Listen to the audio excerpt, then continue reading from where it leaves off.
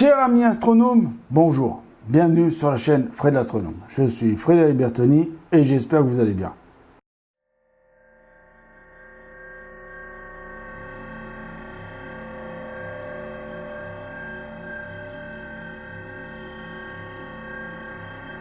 Donc, comme promis dans la vidéo, la première vidéo hommage à Stephen Hawking, qui est mort aujourd'hui à l'âge de 76 ans, je vais vous lire un article que j'ai de l'AFP, voilà, qui parle de lui. Voilà, donc il est assez long, mais c'est pas grave, hein, on a le temps, et puis bon, moi, j'ai envie de parler de lui, donc voilà. Donc on va parler de lui, et donc je vais vous lire cet article pour parler de ce grand homme. Donc, décès de l'astrophysicien britannique Stephen Hawking à 76 ans. Détecter les premières étoiles de l'univers est une prouesse technologique de toute première importance. Cloué dans un fauteuil, s'exprimant via un ordinateur, Stephen Hawking, qui est décédé mercredi à 76 ans, a consacré sa vie à percer les secrets de l'univers et à populariser l'astrophysique au point d'en devenir une star. Je suis certain que mon handicap a un rapport avec ma célébrité. Les gens sont fascinés par le contraste entre mes capacités physiques très limitées et la nature extrêmement étendue de l'univers que j'étudie, disait le scientifique contemporain, certainement le plus célèbre du monde. Stephen Hawking est né à Oxford le 8 janvier 1942, 300 ans jour pour jour après la mort de Galilée. Son père biologiste souhaitait qu'il suive ses pas en étudiant la médecine à Oxford. Mais le jeune Stephen s'est déjà pris de passion pour les mathématiques. Cette matière n'étant pas enseignée par la prestigieuse université, il opte pour la physique. Au bout de 3 ans, il part pour Cambridge, afin d'y poursuivre des recherches en astronomie. Peu après son 21e anniversaire, il apprend qu'il souffre d'une maladie dégénérative paralysant la sclérose latérale amyotrophique, la SLA, ou maladie de Charcot. Les médecins ne lui donnent que 2 ans à vivre. Ne sachant même pas s'il pourra achever sa thèse de doctorat, il plonge dans une profonde dépression dont il ne sort que grâce à sa rencontre, excusez-moi, j'ai du mal, avec une étudiante en linguistique, Jane Wilde, qu'il épouse en 1965. Le couple, qui divorcera 30 ans plus tard, aura 3 enfants. Stephen Hawking épousera une seconde noce, Eliane Masson, dont il se séparera au bout de 11 ans en 2016. Son corps décline inexorablement. En 1974, il est incapable de se nourrir et de sortir de son lit par lui-même. En 1985, il perd définitivement l'usage de la parole après avoir subi une trachéotomie à la suite d'une pneumonie. Comprendre complètement l'univers. Mais son esprit est intact. Son but simple, comprendre complètement l'univers, pourquoi il est comme il est et pourquoi il existe. Dans les années 1970, il développe l'idée que les trous noirs ne se contentent pas d'absorber toute matière et lumière passant à leur proximité, mais émettant aussi un rayonnement, le rayonnement Hawking. Ce faisant, il est le premier à parvenir à toucher du doigt le Graal des physiciens, commencer à concilier les 2 grandes théories qui expliquent le fonctionnement de l'univers et sont apparemment incompatibles, à savoir la relativité générale d'Einstein pour l'infiniment grand et la mécanique quantique pour l'infiniment petit. De l'avis des scientifiques, cette théorie aurait valu le prix Nobel à Stephen Hawking si elle avait pu être expérimentalement démontrée. À 32 ans, il devient le plus jeune membre de la Royal Society, l'équivalent britannique de l'Académie des sciences. En 1981, il obtient la chaire de professeur lucassien de mathématiques de l'université de Cambridge, un poste occupé avant lui par Isaac Newton. Il le quittera en 2009 frappé par la limite d'âge. Tout en approfondissant ses travaux sur l'origine de l'univers, le théoricien publie en 1988 une brève histoire du temps, afin d'expliquer au grand public les grands principes de la cosmologie du Big Bang et de la théorie des cordes. Jamais un ouvrage de vulgarisation scientifique ne connaîtra un tel succès depuis sa parution. Il s'est écoulé en plus de 9 millions d'exemplaires. Stephen Hawking devient alors l'incarnation populaire du scientifique, multipliant les interventions pour promouvoir la recherche et parfois s'inquiéter de ses possibles dérives. Et parfois de s'inquiéter de ses possibles dérives, Formidable communicant, capable d'effectuer un vol en apesanteur malgré son handicap, il se prête au jeu avec un plaisir certain et un grand sens de l'humour.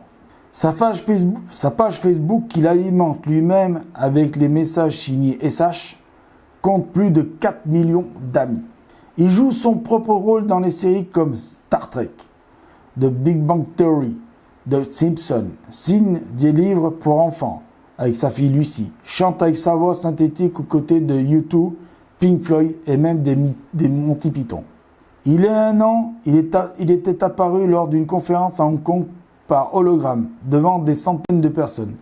Il avait soutenu que les réponses aux multiples crises environnementales viendront de la science et de la technologie. Qui était Stephen Hawking? C'était un grand homme. Un grand homme aimé de beaucoup de monde. C'était un grand homme que j'aimais moi aussi, vraiment. J'ai aimé tous les bouquins que j'ai lus de lui, même si je les ai pas encore tous lus, parce que c'est pas possible de lire tous ces bouquins comme ça aussi vite. Il faut du temps pour en lire un déjà, pour en lire un autre, pour comprendre ce que ça raconte, pour comprendre où on va, dans quel sens on est. Et voilà, donc cet homme a fait beaucoup de choses pour la science. Pour moi, Stephen Hawking, c'est le Albert Einstein contemporain. Voilà, pour moi, il n'y a pas... Il est au même niveau qu'Albert Einstein, pour moi. Après, peut-être que d'autres diront non, mais pour moi, il était à ce niveau-là. Donc voilà, je vais finir cette vidéo qui est un peu plus courte que celle d'avant, parce que je vous avais dit tout à l'heure, que je vous conseillerais... Alors, je ne vais pas vous conseiller des bouquins, parce que j'ai déjà fait des vidéos. Vous pouvez aller voir sur la chaîne, j'ai déjà fait une vidéo sur 2-3 bouquins de Stephen Hawking que je vous conseille. Mais là, je vais vous conseiller 2 DVD. Un qui est Hawking, La passion n'a pas de limite.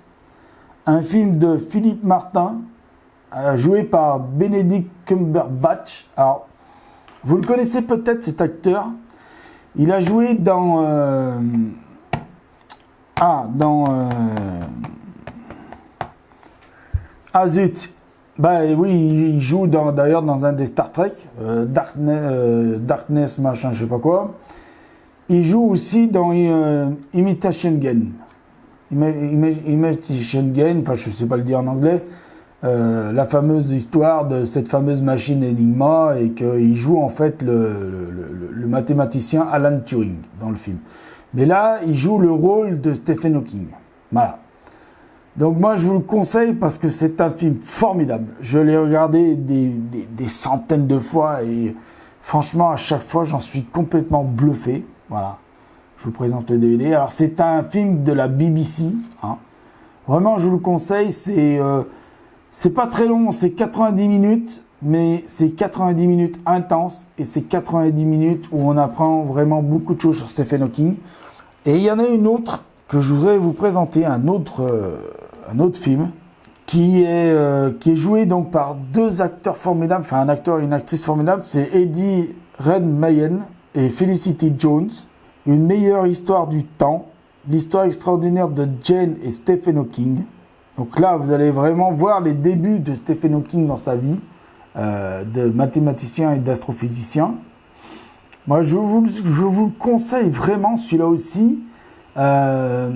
Vraiment, parce que ce sont vraiment des très bons films, ces 2 films-là, qui vous racontent vraiment l'histoire de Stephen Hawking. Et là, c'est Universal qui fait ça. Et vous voyez, c'est vraiment un truc, mais génial, quoi. En plus, il est en Blu-ray. Donc voilà, ça, c'est vraiment les 2 films que je vous conseille. Voilà. Vraiment les 2 films. Et pour les bouquins, allez voir dans les vidéos. Il y a des vidéos, je vous conseille. Il y a une vidéo, je vous conseille 3 bouquins sur Stephen Hawking, les 3 bouquins qu'il faut absolument lire de Stephen Hawking. Il en a écrit bien sûr bien plus, mais moi je vous en conseille 3 déjà pour commencer et qu'il faut absolument lire. Voilà. Donc voilà, donc 2 DVD que je vous conseille. Je vous jure, allez-y à fond. C'est vraiment, il faut que je fasse attention à mon cadre. C'est vraiment très très intéressant, ces 2 DVD. Blu-ray et DVD, donc voilà. Celui-là, je crois qu'on le trouve qu'en Blu-ray, hein, celui-là, qu'en DVD, celui-là. Celui-là, on le trouve en Blu-ray ou en DVD, ceux qui n'ont pas les moyens de se payer un Blu-ray, parce que c'est vrai qu'un Blu-ray, ça reste onéreux, malheureusement. Donc voilà, donc je vous remercie énormément d'être encore aussi nombreux sur ma chaîne, de rendre hommage à ce grand homme qui est Stephen Hawking. Merci vraiment, mais alors énormément, vous ne pouvez pas savoir comme ça peut me toucher. Et je pense qu'il va manquer. il va manquer à la communauté scientifique, il va manquer au monde, parce que je pense qu'il avait encore beaucoup de choses à nous apprendre et beaucoup de choses à nous dire. Et je pense que le meilleur hommage qu'on pourrait lui rendre, eh ben, c'est de continuer à être des astronomes amateurs, à être des astronomes professionnels. C'est continuer à chercher les réponses. Même si nous, on les cherche à nos petits niveaux, eh ben, c'est pas grave. Continuons à aimer l'univers, continuons à aimer le ciel tant que nous pouvons. Et tant que nous sommes là sur Terre, rendons-lui hommage en observant, en lisant des livres scientifiques, en regardant des émissions scientifiques, en regardant des chaînes YouTube scientifiques, pas que la mienne, vous en avez pléthore de chaînes scientifiques. Et je pense que c'est le plus bel hommage qu'on pourra rendre à cet homme. C'est de continuer à être ce qu'on est, et pas à ce qu'on voudrait être, mais surtout à ce qu'on est.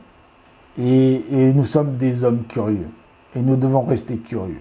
Je pense que cet homme l'avait très bien compris. C'est ce qu'il voulait nous dire. Soyez curieux. Toujours.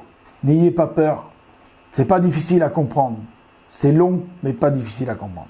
Je finis cette vidéo en vous disant merci. Merci beaucoup. Merci. Vraiment, c'est vraiment merci. Continuez à mettre l'œil à l'oculaire. Et surtout, bon ciel à vous tous. Je vous dis ciao et à bientôt.